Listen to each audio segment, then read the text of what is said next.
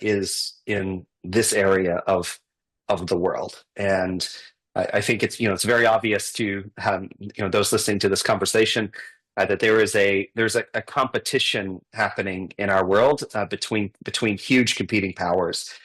And if you care about whether the ideology that powers the Communist Party of China or the ideology which powers the democratic values of countries like India prevail in the future, then you have to pay attention to every single issue happening in these important and frankly, very populated countries in that part of the globe. And frankly, I am astonished that the current administration isn't paying more attention to Bangladesh, hasn't been paying more attention to Bangladesh.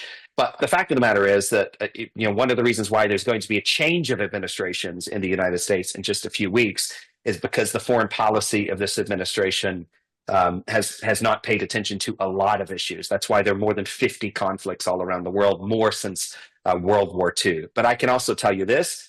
Donald Trump is coming to town in Washington, D.C., and he's coming to town with an incredible team of advocates for American values that aren't afraid of American power, and that view countries like India, frankly, as indispensable allies in shaping the future of the world.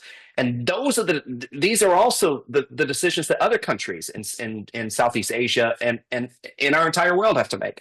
Are they going to be aligned with the century that's going to be defined by American power, American technology, American values, or are they gonna let other countries, sometimes behind the scenes, sometimes in obvious ways that everyone can see, rob and take from them their future? This isn't about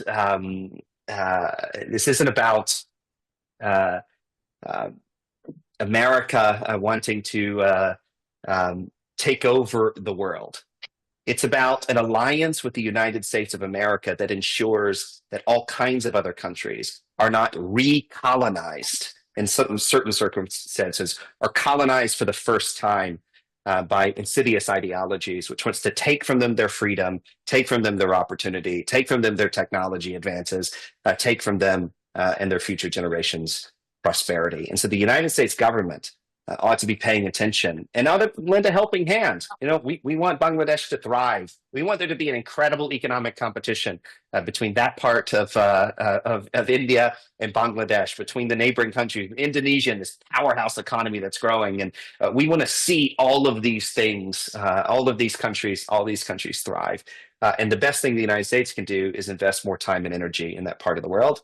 And we're doing it. And I can assure you, 4 years of the Trump administration, the first time around, not only was great for world peace and world prosperity, no wars. It was a golden age for the renewed alliance between India and between the United States. And that is just beginning. It's a matter of whether everyone else wants to get on board and enjoy the party too. Right. Now, like you said, there is a big difference between how our two political parties in the US have dealt with this issue. On Diwali, just this year, we heard, just a few days just before the elections, we heard President-elect Trump condemn what's happening in Bangladesh. He talked about, and he was very vocal about it. When President-elect becomes the 47th president, what do you think he would do differently as opposed to what's being done by the US, considering you work so closely with him in your previous portfolios? I can assure you that religious freedom was the top human rights priority in the first Trump administration in the United States, and it was the driving force in many ways of our foreign policy. And you're going to see that again.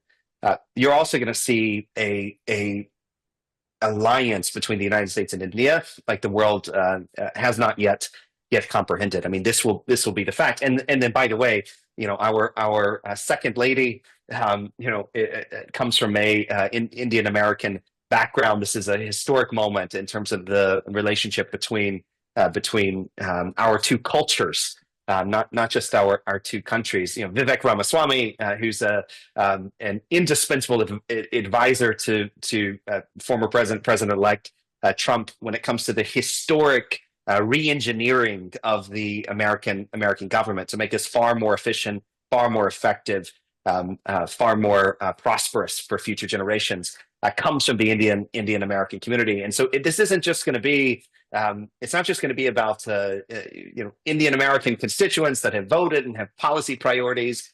This is an administration that's giving the Indian American community a seat at the table. It will be at the heart of not only the way domestic priorities are viewed, but also international priorities. There's no challenge in the world that cannot be solved. There's no opportunity which cannot be realized when the genius of Indian culture and American culture, or the United States of America and the Republic of India, come together. And I think we're going to see 4 years of incredible opportunity for our relationship that's going to bless both countries, better secure the entire world, and make us all very, very proud.